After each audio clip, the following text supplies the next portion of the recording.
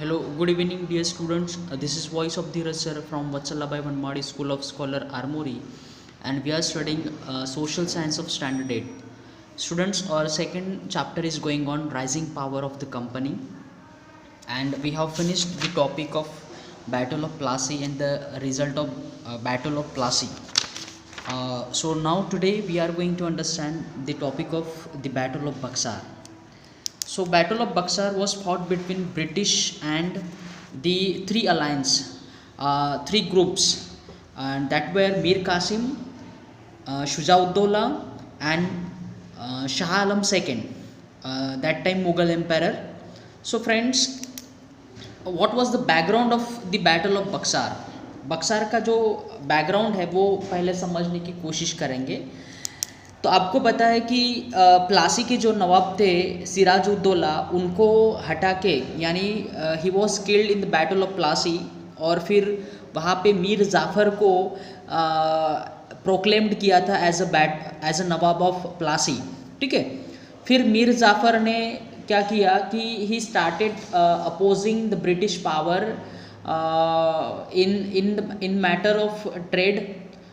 So they replaced the throne of Plassey by Mir Qasim. Okay, मतलब कि मीर जाफ़र को हटा के फिर उन्होंने मीर कासिम को लाया। मीर कासिम was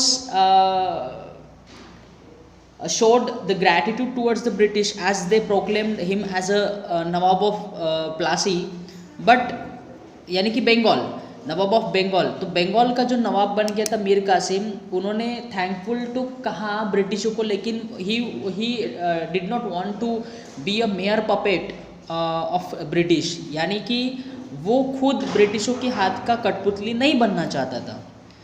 फिर उसने अपोज किया ब्रिटिश पावर को, and several wars were fought between Mir Qasim and the British power. But इसमें सक्सेसिवली क्या हुआ कि मीर कासिम को हार का सामना करना पड़ा। सो फिर मीर कासिम जो है ही फ्लेड फ्रॉम बंगाल, और वो क्या हुआ कि बंगाल से भाग गया। फिर बंगाल से भागने के बाद वो जाके मिल गया शाह शुजा को। शाह शुजा, इसे शुजाउद्दौला भी बोलेंगे हम। Shah Shuja the nawab of Oudh. Okay, Oudh के जो नवाब है शाह शुजा, उनको जाके मिला, और जो शाह आलम सेकंड है, दूसरे शाह आलम सेकंड जो मुग़ल एम्परर थे, उनके साथ उन्होंने ग्रुप बनाया और कंबाइंड आर्मी के साथ वो ब्रिटिशों के साथ युद्ध लड़ना चाहते थे।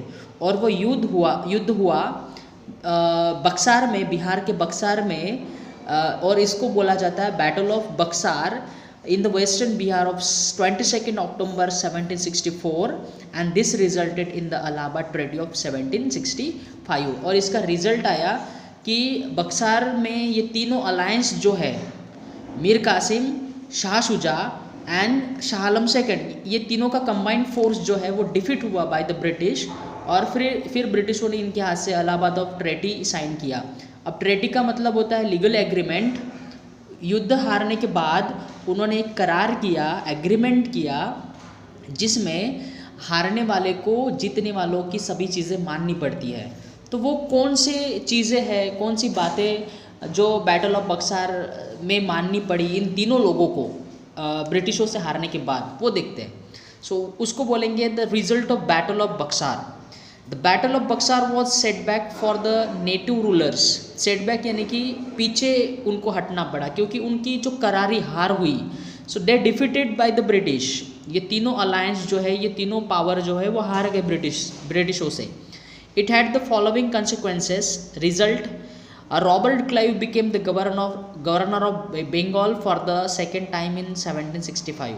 मैंने रॉबर्ट क्लाइव को ऑलरेडी आपको नाम बताया था। Robert Clive was tremendously ambitious person, जिसको हम लोग पूरा क्रेडिट देंगे कि फ्रेंच के साथ भी उन्होंने अच्छे से सामना किया, फिर बंगाल रीजन में वो अच्छे से सामने आया। ठीक है, he concluded the treaty of Allahabad by which Oudh with the exceptions of Kara and Allahabad, ये दो प्लेसेस छोड़ के was restored to nawab Shujauddaula. Shujauddaula को उसका औध जो है वो वापस दिया गया।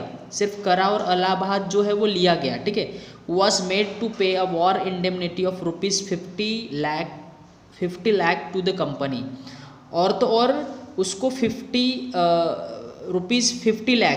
Lakh rupees as a war indemnity यानी कि कंपेंसेशन, वार का मुआवजा उसको कंपनी को देना पड़ा। कंपनी ने वार का खर्चा जो है वो अवध के नवाब से यानी कि शुजा-उद-दौला से, शाह शुजा से वसूल किया, ठीक है। ये रिजल्ट है वॉर का, ठीक है। उसके बाद और चीज़ें देखते हैं। शाह आलम के साथ क्या हुआ देखिए। Shah Alam second the Mughal empire जो दिल्ली में बैठा हुआ था, the figure head of the Mughal empire got Kara and Allahabad, Kara और इलाहाबाद इसको दिया गया। And he was also granted an annual subsidy of ₹26 lakh. और फिर ब्रिटिशों ने क्या किया कि एनुअल उसको 26 लाख उन्होंने एज अ पेंशन उसको अलाउ किया, पेंशन दिया ब्रिटिशों ने, और उसको चुपचाप बिठा दिया गद्दी पे। Thus he became a pensioner of the company. In return for this concession he formally granted to the company the diwani. अब ये बात देखिए कि शाह आलम सेकेंड को जो अल्टीमेटली मुगल एम्पायर था उसको एज अ पेंशनर बैठना पड़ा एक जगह पे अपने गद्दी पे। 26 लाख देकर ब्रिटिशों ने इसको चुप कराया, और इसके बदले ब्रिटिशों को क्या मिला? इसके बदले ब्रिटिशों को मिला दीवानी। दीवानी का मतलब होता है the right to collect revenue of the particular region, जिसमें ब्रिटिशों को बंगाल, बिहार एंड उड़ीसा का जो है रेवेन्यू कलेक्शन का अधिकार मिल गया। अब आप समझ लीजिए रेवेन्यू मतलब क्या होता है कि इट इज़ ए टैक्स। जो भी फार्मर है या जो भी व्यापार है, ट्रेडिंग है, इसके ऊपर जो भी एडमिनिस्ट्रेटिव बॉडी को जो टैक्स इम्पोज करने का अधिकार है वो ब्रिटिशों के हाथ में चला गया। अब देखिए देश हमारा, ज़मीन हमारी, व्यापार हमारा, और टैक्स कलेक्शन का अधिकार किसको मिल गया? ब्रिटिशों को मिल गया। अब ब्रिटिश हमारे कोई सगे नहीं थे, दे वेयर द फॉरेन कंपनी थी, तो वो अपने मनमानी से टैक्स इकट्ठा करने लगे, अपने तरीके से टैक्स इकट्ठा करने लगे, और it was very very exploitative, क्योंकि कोई भी ऐसे फेयर मीन्स वो अप्लाई नहीं करते थे। जैसे राजा के या कोई भी किंगडम में क्या होता था पहले ब्रिटिशों के पहले, जो जितनी फसल होती है उसके हिसाब से उनको टैक्स पे करना पड़ता था। लेकिन अब इनके हाथों में ये चला गया तो वो कुछ भी नहीं देखते थे, और उन्होंने ज़मीन का मैपिंग करवाया और उस हिसाब से उन्होंने टैक्स इम्पोज किया। तो अब देखिए शाह आलम जो था वो एडमिनिस्ट्रेशन के लिए रिस्पॉन्सिबल, और कंपनी को टैक्स कलेक्शन का राइट मिल गया, ठीक है। तो इससे बहुत बड़ा बदलाव आया। आगे इंडियन हिस्ट्री में आप लोग समझने की कोशिश करेंगे। To collect the revenue from this provinces and to pay the nawab a fixed sum of ₹53 lakh year. So in other words, henceforward the company was to collect revenue from these provinces and pay the nawab a fixed sum of ₹53 lakh in a year। तो देखिए 26 lakh pension के और 53 lakh as a year वो इसको देते थे, नवाब को देते थे। बंगाल रीजन के जो भी नवाब है या मुगल एम्पायर है उसको 53 लाख देते थे, बाकी पूरा पैसा जो है वो खुद रखते थे, ठीक है। The treaty of Allahabad meant actual transfer of the administration of Bengal to the company. अब टैक्स कलेक्शन का अधिकार मिल गया तो सब कुछ ख़त्म हो गया, और इस तरह से क्या हुआ कि ट्रेटी ऑफ इलाहाबाद से ब्रिटिशों को एडमिनिस्ट्रेशन यानी कि पॉलिटिकल रूल अल्टीमेटली उनके हाथ में आ गया। And thus the revenue of the most prosperous Indian provinces were placed at its command. The nawab of Bengal was perhaps unaware of the long term consequences. अब इससे एक बात साबित होती है, एक तो हार के वजह से नवाबों को और मुग़ल एम्पायर को ये सब चीज़ें ब्रिटिशों को देनी पड़ी, या फिर वो कुछ समझ नहीं पा रहे थे कि आगे जाके क्या होने वाला है। लॉन्ग टर्म के लिए इस पॉलिसी की जो इम्पैक्ट होने वाले हैं वो शायद ब्रिटिशों को, नवाबों को या उस टाइम के मुग़ल एम्पायर को समझ में ही नहीं आए होंगे, और इसके वजह से आगे क्या हुआ आपको पता है कि देश ब्रिटिशों की गुलामी में चला गया, ठीक है। सो ये है consequences of war of Buxar which was fought in 1764 after battle of Plassey. ठीक है, इसके बाद का जो टॉपिक है the growth and expansion of the British rule, जिसमें फिर बंगाल रीजन कैप्चर करने के बाद ये साउथ में चले गए, ब्रिटिश लोग जो है वो साउथ में चले गए, जिसमें मैसूर के वॉर हम स्टडी करेंगे हैदर अली और टिप्पू सुल्तान के साथ जो हुआ था।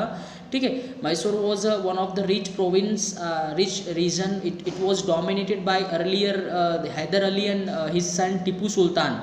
तो इनके साथ ब्रिटिशों ने 3 वॉर प्ले किए, जिसमें first Mysore war of 1767 to 69 and after that second war of Mysore which was fought in 1780 to 84 and later third war was fought between 1790 to 92। Okay, तो इसका भी रिजल्ट आपको अल्टीमेटली गेस हो चुका होगा, इसको भी ब्रिटिशों ने कैप्चर कर लिया। So this will be seen in the next period. Okay, so till battle of Buxar के कंसिक्वेंसेस या रिजल्ट आप थोड़ा देख लीजिएगा, और इसमें से जो भी शॉर्ट पॉइंट्स आप निकाल सकते हो आप निकाल सकते हैं। ठीक है।